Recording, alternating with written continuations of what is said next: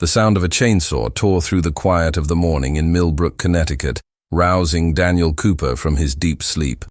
His 68-year-old eyes widened in panic as he recognized the direction of the noise, his historic orchard. In a matter of seconds, he threw on a robe over his pajamas and ran out of his colonial house, built by his great-grandfather in 1892. What he saw made him stagger. Betty Anderson, a 45-year-old woman with perfectly groomed blonde hair and designer gym clothes, was supervising a team of workers who were mercilessly felling century-old apple trees. Heavy machinery had already uprooted several trees, leaving deep holes in the land her family had cultivated for generations. "Stop! For God's sake, stop it!" Daniel shouted, running towards the workers. His heart was pounding as he watched the trees his grandfather had planted being destroyed one by one. Betty turned to him with an artificial smile on her pink-painted lips. "Ah, good morning, Mr. Cooper. Have you finally decided to join us at this historic moment for Millbrook?" "Historic? You're destroying history." Daniel gestured frantically for the workers to stop. "These trees are over 100 years old. They've been feeding the local schools for decades." "Progress, Mr. Cooper, progress."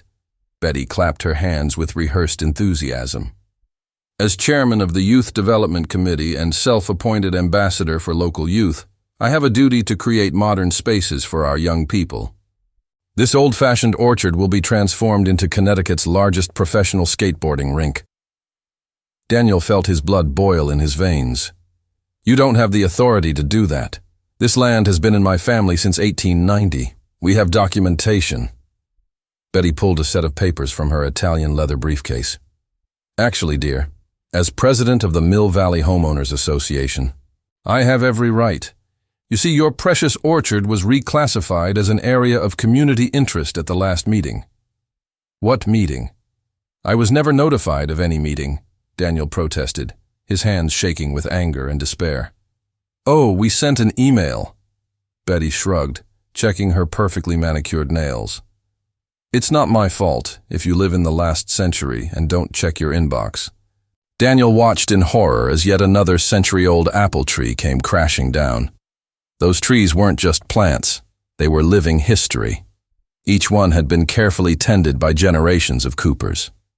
The orchard supplied organic apples to every school in the county, a tradition that began with his grandfather during the Great Depression to feed needy children. "This is illegal." "I'm calling the police!" Daniel pulled out his cell phone, but Betty was quicker. "The police are already aware of the project." She smiled, waving to a car parked discreetly on the corner. "Officer Martinez is here to make sure everything goes civilly." Daniel recognized the young policeman waving gracelessly from the car. The same boy who, just a few years ago, came with his school class to pick apples in the orchard during the fall. "Betty, please." Daniel tried to appeal to the human side he hoped existed in that woman. "These trees feed hundreds of children. They're part of Millbrook's history. We can't just—" "History?" Betty interrupted with an artificial laugh. "Honey, history doesn't pay the bills. Do you know how much we're going to make from this track? The professional competitions, the sponsorships, the membership fees." "Membership fees?" Daniel asked in disbelief. "Of course. You didn't expect it to be free, did you? We need to maintain a certain standard." Betty checked her luxury watch. "Now, if you'll excuse me, I have a meeting with the investors in an hour. I need to show them the progress of the demolition." Daniel watched helplessly as more trees were felled. Each trunk that fell carried with it memories of generations, his grandfather teaching him how to prune the branches, his father showing him how to identify ripe apples, himself guiding groups of schoolchildren among the trees, explaining the cycle of the seasons. That same afternoon, as the last trunk was removed and the machines began to level the land, Daniel sat on the steps of his porch, silent tears streaming down his wrinkled face. Margaret, his 75-year-old neighbor, approached with a cup of tea. "It won't stay that way, Daniel," she said, taking a seat next to him. "Betty Anderson may have money and connections, but she doesn't have the right to destroy our historical heritage." Daniel nodded slowly, a determination growing in his chest. "You know something, Margaret? You're right. My grandfather braved the Great Depression to keep this orchard going. My father fought plagues and droughts. I'm not going to let some opportunist destroy our legacy." As the sun set over the remains of what had once been a thriving orchard, Daniel Cooper made a silent oath to the generations of his family who had farmed that land. He would fight, not just for his orchard, but for everything it stood for: tradition, community, and the simple goodness of feeding those in need. The next day, when Betty Anderson began to install the fences around the devastated land, she had no idea that she was about to face not only Daniel Cooper, but an entire community that had finally realized that some things are worth more than progress at any cost. The battle for the heart of Millbrook was just beginning. The news of the destruction of the Cooper orchard spread through Millbrook like fire through dry straw. The next morning, dozens of residents gathered in front of Mason's cafeteria, the town's traditional meeting place since 1920. The establishment, with its arched windows and original marble counter, overflowed with indignant voices. "My daughter cried all night," said Jessica Martinez, a teacher at Millbrook Elementary. "She doesn't understand why she won't be able to pick apples with her class this fall. How do I explain that someone just destroyed 100 years of history to build a skate park?" Rachel Mason, the third-generation owner of the coffee shop, was serving free coffee while coordinating an impromptu emergency meeting. Her grandmother had been one of the first beneficiaries of the Cooper's Apple donation program during the Great Depression. "We need to do something," Rachel declared, banging a spoon against the counter to attract attention. "Betty Anderson may have money and connections, but we have something more valuable. We have the truth on our side." Daniel Cooper entered the cafeteria at that moment, receiving a collective hug from the community. His face still bore the marks of the previous day, but his eyes shone with renewed determination. Margaret, his neighbor, followed him carrying an old folder. "I found something interesting in the municipal archives," Margaret announced, spreading yellow documents out on one of the tables. "In 1943, when the government wanted to requisition the orchard for war efforts, a special decree was established, protecting it as a historical heritage and essential community resource." A murmur of hope ran through the room. Daniel examined the documents with trembling hands.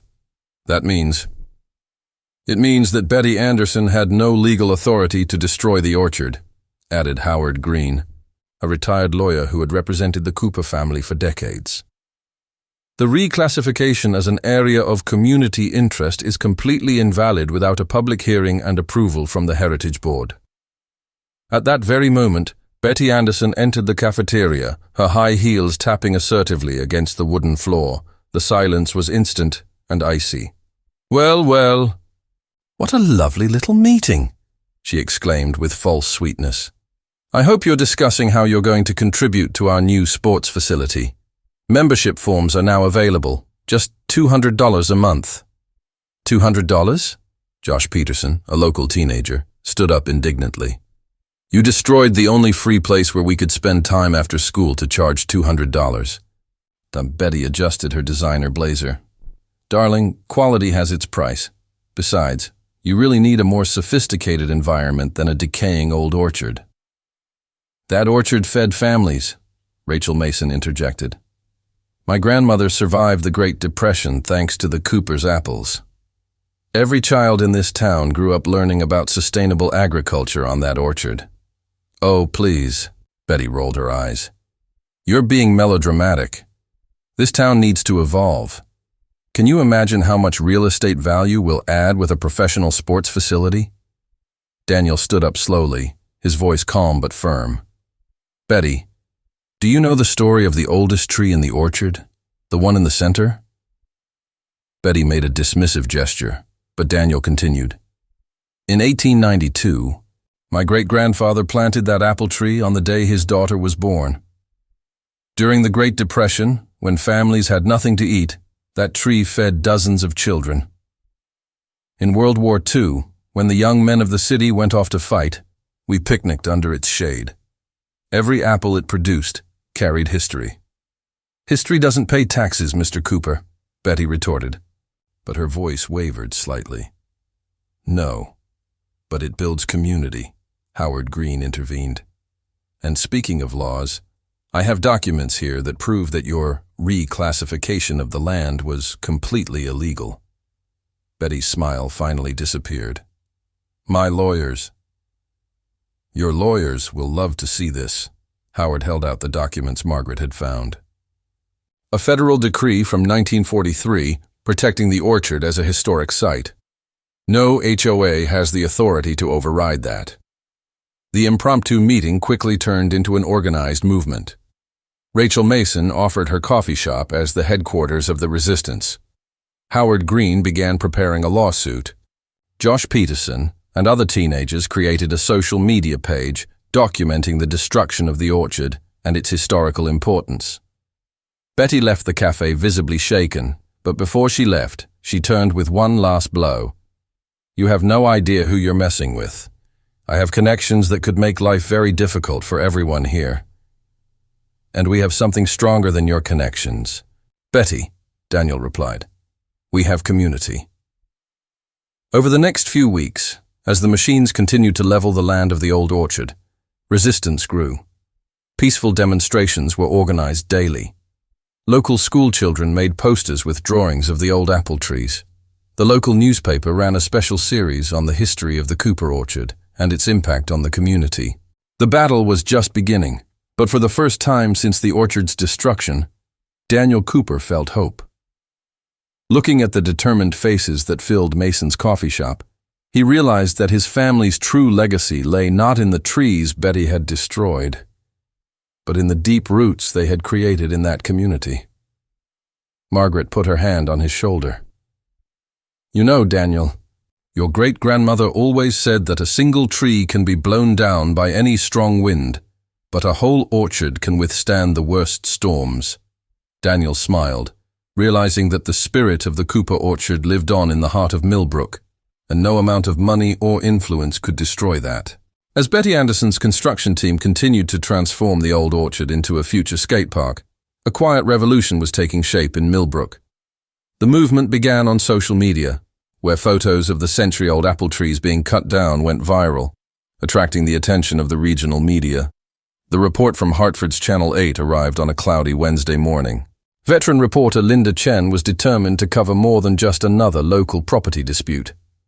She found Daniel Cooper sitting on his porch, holding an apple, the last one picked from the orchard before the destruction. "Mr. Cooper, did you keep this apple for any special reason?" Linda asked, adjusting her microphone. Daniel turned the fruit between his fingers, revealing its bright red skin. "This is a northern spy. My grandfather said it was the most resilient variety he ever grew. It survived blizzards, droughts, and even a plague that almost wiped out the entire orchard in 1962. It seems appropriate to keep it now, doesn't it?" The interview aired that night, but what really captured the audience's attention was the moment when the camera focused on the children of Millbrook Elementary, gathered where their favorite tree once stood. Grandma, as they affectionately called her. "We always used to picnic here," said 9-year-old Amy Sullivan, holding up a colorful drawing of the old apple tree. "Mr. Cooper used to teach us about bees and how they help the flowers turn into apples. Now Betty wants us to pay $200 to go skateboarding." The story quickly spread beyond Connecticut. Hashtags like SAR, Save Cooper Orchard, and Millbrook Resistance began trending in the United States. Environmentalists, historians, and community activists from all over the country expressed their support for the cause. Betty Anderson, however, did not back down. Instead, she stepped up her efforts, hiring a PR firm to manage the crisis. Her new narrative presented the skate park as a necessary urban revitalization project and painted opponents as resistant to progress.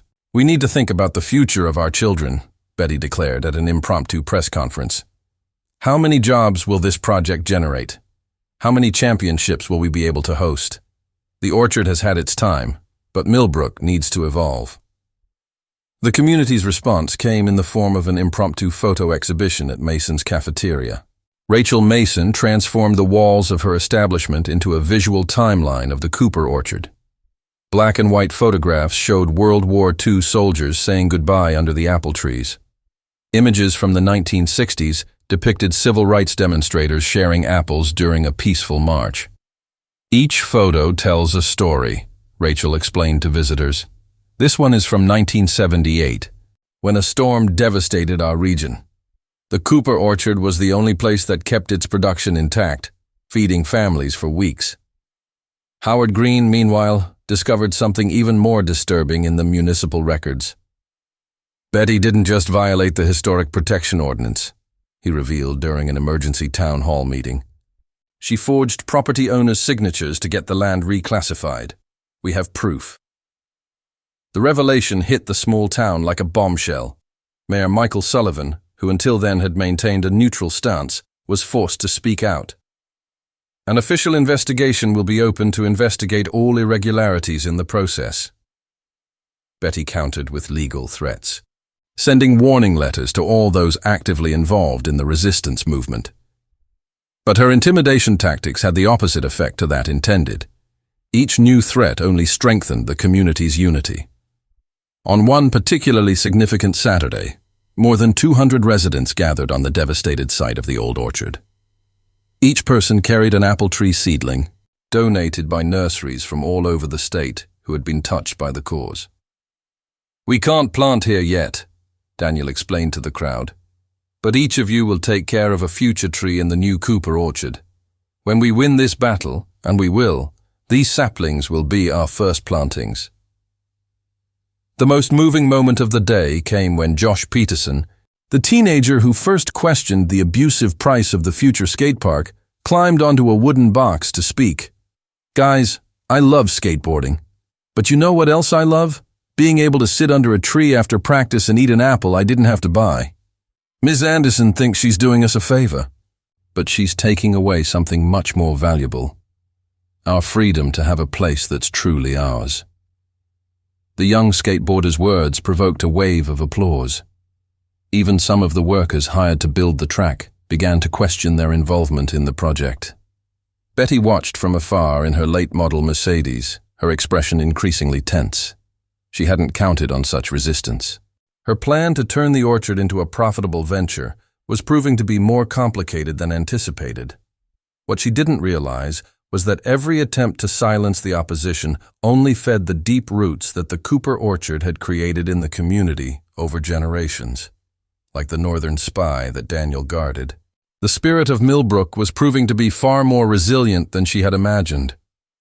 That evening, as the sunlight set over the devastated land, Daniel planted the last apple from the original orchard. "From the seeds of this fruit," he told Margaret, "our next generation of trees will be born. Betty may have destroyed the orchard, but she can't destroy what it represents." The symbolic gesture marked a new phase in the battle for the heart of Millbrook. The community had found its voice, and not even all of Betty Anderson's connections and resources could silence it. The question now was no longer whether the orchard would be saved, but when and how its restoration would take place. The investigation into Betty Anderson's illegal actions moved slowly through Millbrook's municipal bureaucracy, while the construction of the skate park continued apace. Betty, feeling the growing pressure from the community, decided to change her strategy. Instead of direct intimidation, she began an aggressive PR campaign, hiring digital influencers to promote her revolutionary urban revitalization project. "Imagine Millbrook on the extreme sports map," announced a polished commercial on all the local social networks. "From an obsolete orchard to a center of sporting excellence." The glamorous images showed teenagers performing impressive maneuvers on a high-tech skate rink, conveniently omitting the $200 tuition fee. Daniel Cooper watched all this with a mixture of sadness and renewed determination.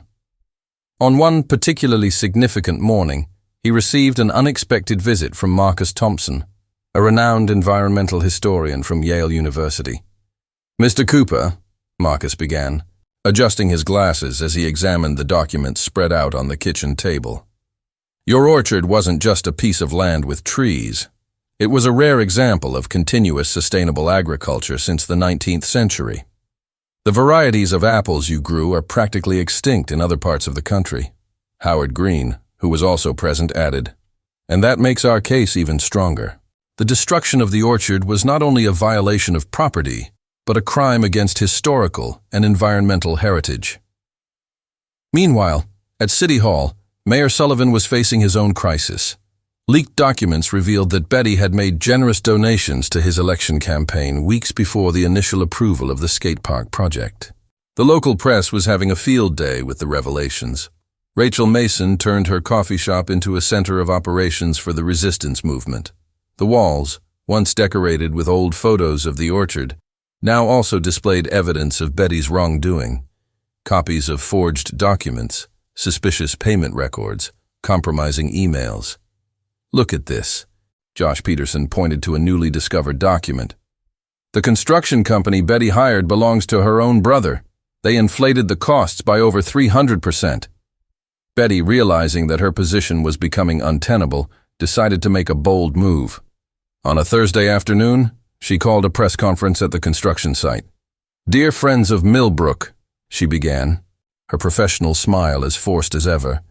"In response to community concerns, I am announcing some modifications to our project. First, we will set aside an area for a small community garden. Second, we will offer scholarships to low-income young people." The crowd reacted with skepticism. One voice stood out. "What about the 100-year-old trees you destroyed? How are you going to make up for that?" It was Amy Sullivan, the 9-year-old girl now holding a poster with pictures of the old orchard. Betty hesitated, her smile faltering for a moment. "Honey, sometimes we have to make sacrifices for progress." "Progress?" interrupted Daniel Cooper, who had arrived silently with Marcus Thompson. "Let me tell you something about progress, Betty. In 1932, during the height of the Great Depression, my grandfather developed an irrigation system that allowed the orchard to survive the worst drought in Connecticut's history. That's progress. In 1965, we implemented organic growing techniques decades before it became trendy. That's progress." Marcus Thompson stepped forward, holding up his tablet. "Ms. Anderson, I've just submitted a report to the National Register of Historic Places. The DNA of the apple trees you destroyed had unique characteristics, developed through generations of careful cultivation. It was a priceless biological treasure." The press conference quickly spiraled out of Betty's control. Journalists bombarded her with questions about the irregularities discovered. Residents shared emotional stories about the significance of the orchard in their lives. That evening, while Betty hurried away in her Mercedes, Daniel remained on the grounds with Margaret and other residents. They watched the stationary construction equipment, ominous silhouettes against the evening sky. "You know what's ironic?" Margaret commented, holding up one of the apple tree saplings the community was growing. "Betty destroyed the orchard thinking she was eliminating an obstacle, but she ended up uniting the town in a way I've never seen in all my years here." Daniel nodded, touching the last northern spy apple he kept with him. "My grandfather always said that fruit trees are like people. They need time, care and community to thrive. Betty may have destroyed the trees, but she couldn't destroy our roots."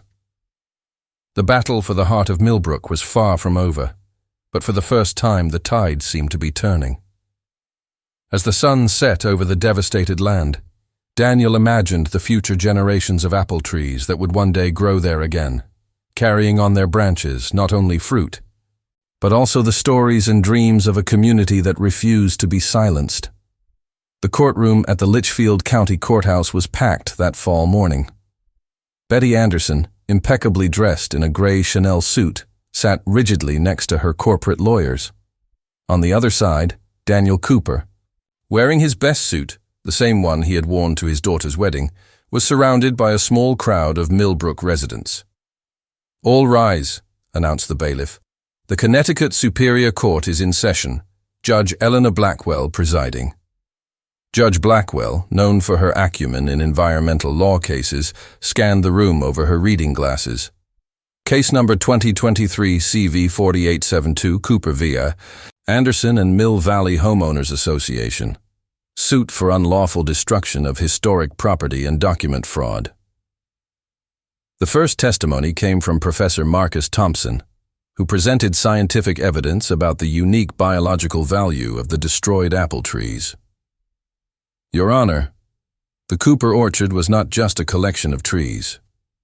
It was a living gene bank, preserving varieties of apples dating back to the American colonial period. Betty shifted uncomfortably in her chair as Marcus projected satellite photos showing the before and after of the orchard. The contrast between the lush green canopy and the devastated land was shocking. "What about the legal aspect of reclassifying the land?" asked the judge. Howard Green stood up, holding a red folder. "Madam Judge, we have conclusive evidence that Ms. Anderson not only violated the 1943 federal decree protecting the orchard, but also forged signatures of property owners to approve the zoning change." The most impactful moment came when Josh Peterson took the witness stand. The teenage skateboarder had become an unwitting symbol of resistance. "Ms. Anderson sold us a lie," Josh declared, his voice trembling slightly. "She said it was for youth, but she charges $200 a month. Do you know how many of my friends can afford that? 0. The Cooper orchard? It used to be free. Mr. Cooper even taught us about farming on Saturday afternoons." During the lunch break, Betty tried one last desperate maneuver. She approached Daniel in the courthouse corridor. "Mr. Cooper," she whispered, "we can settle this amicably. How about a partnership? You get 30% of the profits from the track. We install some decorative vertical gardens." Daniel gently interrupted her. "Betty, you still don't understand. This was never about money." The afternoon session brought the most moving testimony. Amy Sullivan, the 9-year-old girl, specially asked to speak. "Last year," she began, holding up a drawing, "my mother got very sick. We couldn't afford fresh food. Mr. Cooper let us pick apples whenever we needed them. He said that the trees were our friends, that they looked after us." Silent tears streamed down the faces of several of those present. Even one of Betty's lawyers seemed moved. Judge Blackwell's decision was unequivocal. "This court finds that the destruction of the Cooper orchard was an illegal and morally reprehensible act. Ms. Anderson and the Homeowners Association shall 1. Completely restore the land to its original condition. 2. Fund a recovery program for the lost apple species. 3. Pay substantial compensation to the Cooper family and the Millbrook community. 4. And Ms. Anderson is prohibited from holding any position in homeowners associations for 10 years.